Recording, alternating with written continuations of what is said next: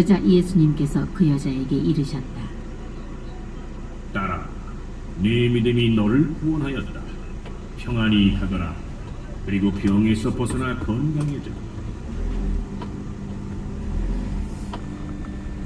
예수님께서 아직 말씀하고 계실 때에 회당장의 집에서 사람들이 와서는 따님이 죽었습니다.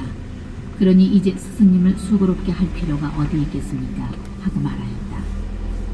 예수님께서는 그들이 말하는 것을 곁에서 들으시고 회당장에게 말씀하셨다.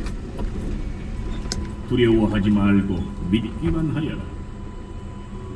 그리고 베드로와 야고보와 야고보의 동생 요한 외에는 아무도 당신을 따라오지 못하게 하셨다.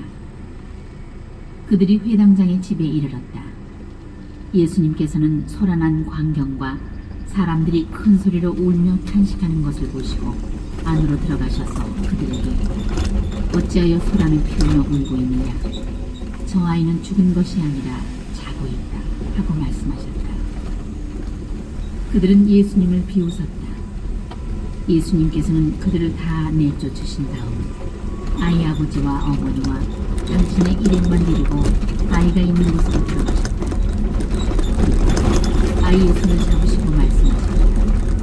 탈리타쿠, 이는 번역하면 소녀야, 내가 너에게 말한다. 일어나라. 이 뜻이다.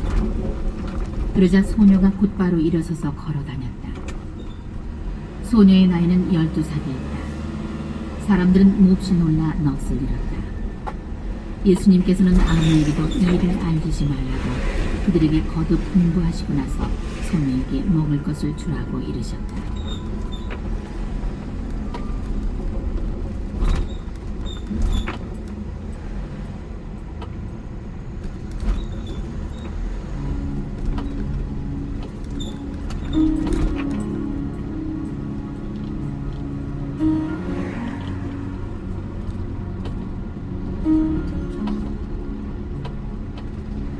(6장) 예수님께서 그곳을 떠나 고향으로 가셨는데 제자들도 그분을 따라갔다.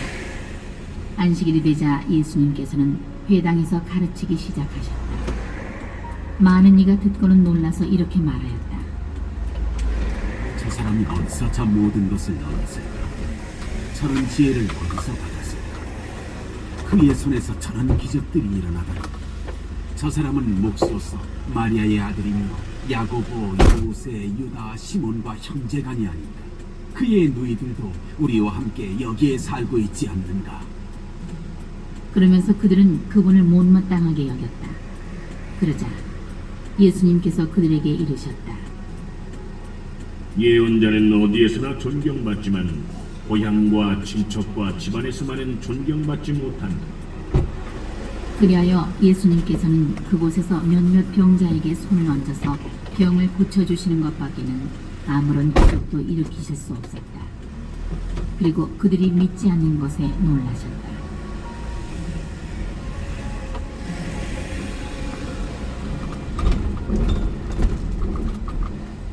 예수님께서는 여러 마을을 두루 돌아다니며 가르치셨다. 그리고 12제자를 부르시어 더러운 영들에 대한 고난을 주시고 둘씩 짝지어 파견하기 시작하셨다. 안 계세요? 안 계세요? 그러면서 길을 떠날 때에 지팡이 외에는 아무것도 그래요? 빵도 여행 보따리도 전대에 돈도 가져가지 말라고 명령하시고 신발은 신되 옷도 2벌은 껴입지 말라고 이르셨다. 달려야겠네. 그리고 그들에게 말씀하셨다. 어디에서나 어떤 집에 들어가거든 그 고장을 떠날 때까지 그 집에 머물러라.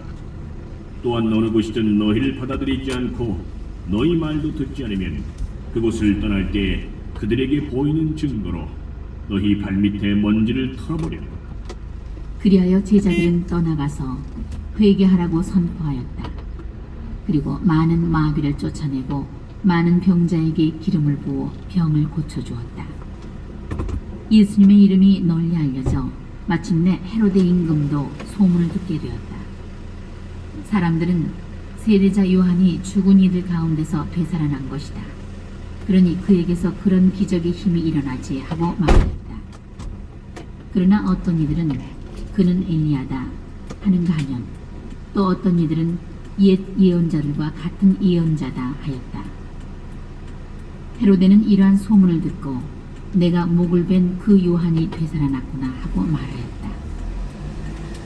이 헤로데는 사람을 보내어 요한을 붙잡아 감옥에 묶어둔 일이 있었다.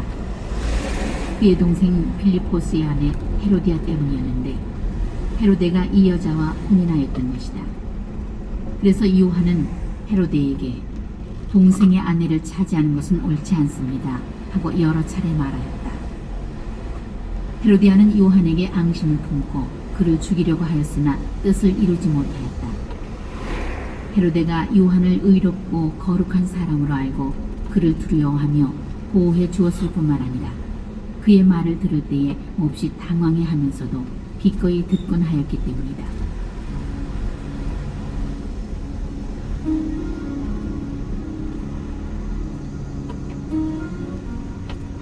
그런데 좋은 기회가 왔다.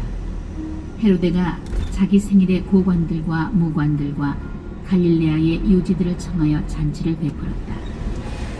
그 자리에 헤로디아의 딸이 들어가 춤을 추어 헤로데와 그의 손님들을 즐겁게 하였다. 그래서 임금은 그 소녀에게 무엇이든 원하는 것을 나에게 청하여라. 너에게 주겠다 하고 말할 뿐만 아니라 네가 청하는 것은 무엇이든 내 왕국의 절반이라도 너에게 주겠다 하고 굳게 맹세까지 하였다. 소녀가 나가서 자기 어머니에게 무엇을 청할까요? 하자 그 여자는 세례자 요한의 머리를 요구하여라 하고 이르렀다. 소녀는 곧 서둘러 임금에게 가서 당장 세례자 요한의 머리를 쟁반에 담아 저에게 주시기를 바랍니다 하고 청하였다. 임금은 몹시 괴로웠지만 맹세까지 하였고 또 손님들 앞에라 그의 청을 물리치고 싶지 않았다. 그래서 임금은 곧 경비병을 보내며 요한의 머리를 가져오라고 명령하였다. 경비병이 물러가 감옥에서 요한의 목을 베어 머리를 쟁반에 담아다가 소녀에게 주자 소녀는 그것을 자기 어머니에게 주었다. 그 뒤에 요한의 제자들이 소문을 듣고 가서 그의 죽음을 거두어 무덤에 모셨다.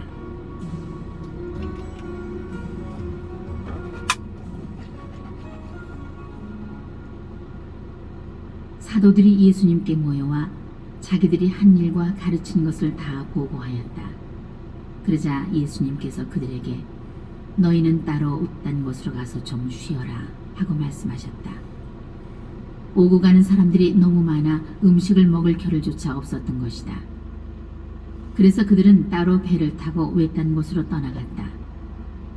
그러자 많은 사람이 그들이 떠나는 것을 보고 모든 고을에서 나와 육로로 함께 달려가 그들보다 먼저 그곳에 다다랐다. 예수님께서는 배에서 내리시어 많은 군중을 보시고 가엾은 마음이 드셨다.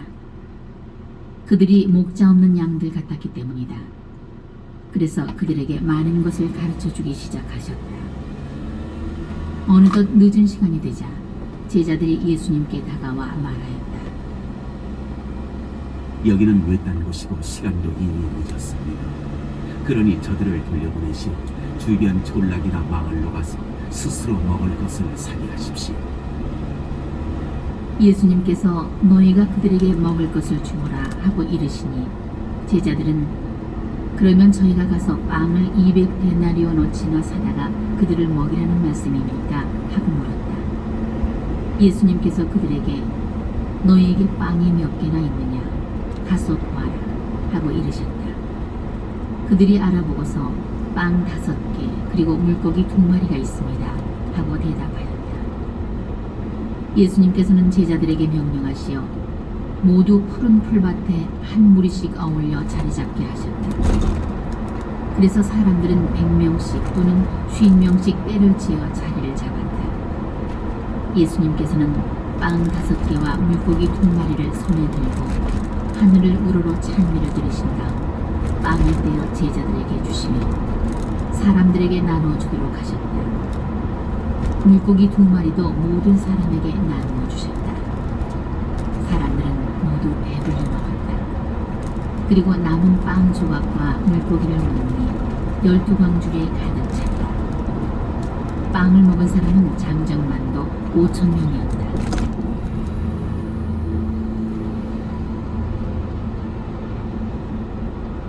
예수님께서는 곧 제자들을 재촉하시어 배를 타고 건너편 벳사이다로 먼저 가게 하시고 그동안에 당신께서는 군중을 돌려보내셨다. 그들과 작별하신 뒤에 예수님께서는 기도하시려고 산에 가셨다. 저녁이 되었을 때 배는 호수 한가운데 있었고 예수님께서는 혼자 문태에 계셨다. 마침 맞바람이 불어 노를 젓느라고 애를 쓰는 제자들을 보시고 예수님께서는 새벽녘에 호수 위를 걸으시어 그들 쪽으로 가셨다. 그분께서는 그들 곁을 지나가려고 하셨다. 제자들은 예수님께서 호수 위를 걸으시는 것을 보고 요령인 줄로 생각하여 비명을 질렀다. 모두 그분을 보고 겁에 질렸던 것이다. 예수님께서는 곧 그들에게 말씀하셨다. 용기를 내어라. 나다. 두려워하지 마라. 그러고 나서 그들이 탄 배에 오르시니 바람이 멎었다. 그들은 너무 놀라 넋을 잃었다. 그들은 빵의 기적을 깨닫지 못하고 오히려 마음이 완고해졌던 것이다. 그들은 호수를 건너 겟네사렛 땅에 이르러 배를 대었다. 그들이 배에서 내리자 사람들은 곧 예수님을 알아보고 그 지방을 두루 뛰어다니며 병든 이들을 들것에 눕혀 그분께서 계시다는 곳마다 데려오기 시작하였다. 그리하여 마을이든 고을이든 촌락이든 예수님께서 들어가기만 하시면 장터에 병자들을 데려다 놓고 그 옷자락 술에 그들의 손이라도 대게 해 주십사고 청하였다. 과연 그곳에 손을 댄 사람마다 구원을 받았다.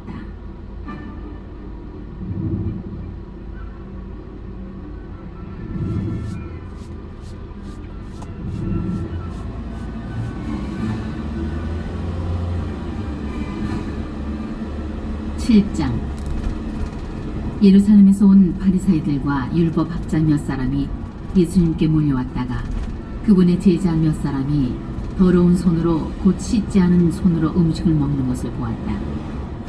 본디 바리사이뿐만 아니라 모든 유다인은 조상들의 전통을 지켜 한 움큼의 물로 손을 씻지 않고서는 음식을 먹지 않으며 장터에서 돌아온 뒤에 몸을 씻지 않고서는 음식을 먹지 않는다.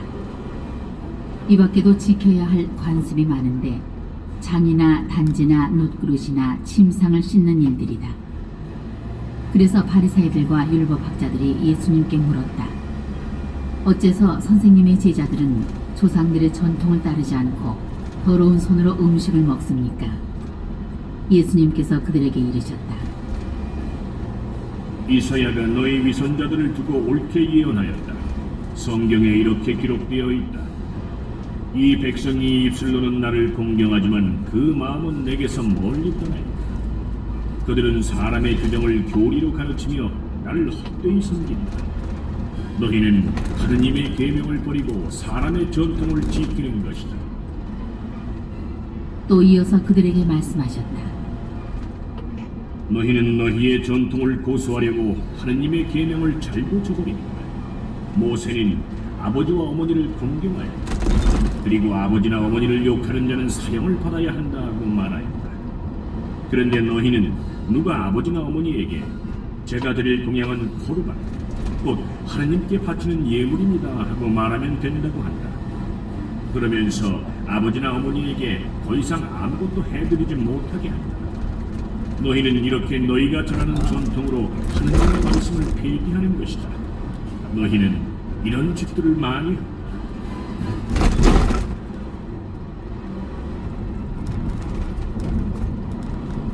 그러고 나서 예수님께서는 다시 군중을 가까이 불러 그들에게 말씀하셨다. 너희는 모두 내 말을 듣고 깨달아라. 사람 밖에서 몸 안으로 들어가 그를 더럽힐 수 있는 것은 하나도 없다. 오히려 사람에게서 나오는 것이 그를 더럽힌다.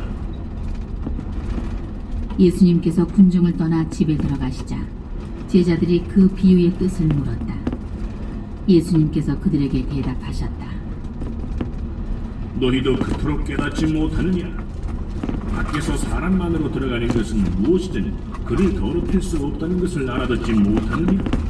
그것이 마음속으로 들어가지 않고 뱃속으로 들어갔다가 뒷간으로 나가기 때문이다. 예수님께서는 이렇게 모든 음식이 깨끗하다고 밝히신 것이다. 또 이어서 말씀하셨다. 사람에게서 나오는 것, 그것이 사람을 더럽힌다.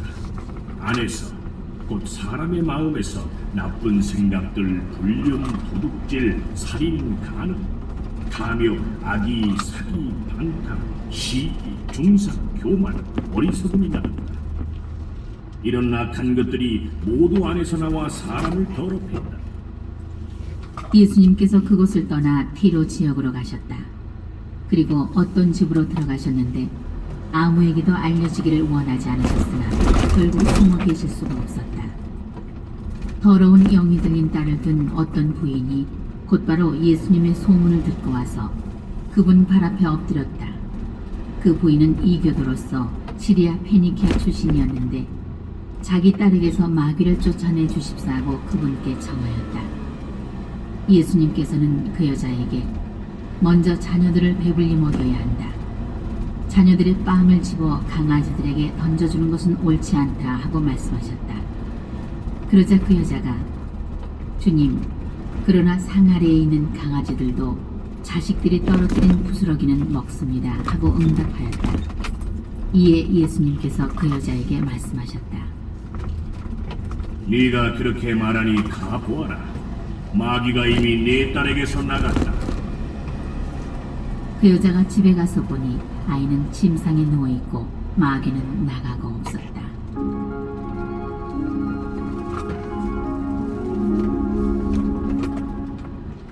예수님께서 다시 티로 지역을 떠나 시돈을 거쳐 데카폴리스 지역 한